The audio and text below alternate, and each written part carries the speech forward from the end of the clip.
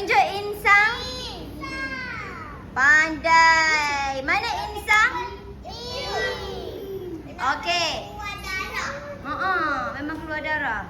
Okey, mana? Yang pertama kita belajar apa tadi? Kenapa dia berdarah? Sebab ikan dia hidup. Kita pun kalau kita luka ada darah tak? Ikan pun ada darah juga. Okey, yang pertama kita belajar apa tadi? Ni. Ni apa nama dia? Mata. Yang kedua? Hidup. Ni. Apa? Insang. Insang. Yang ketiga? Ni.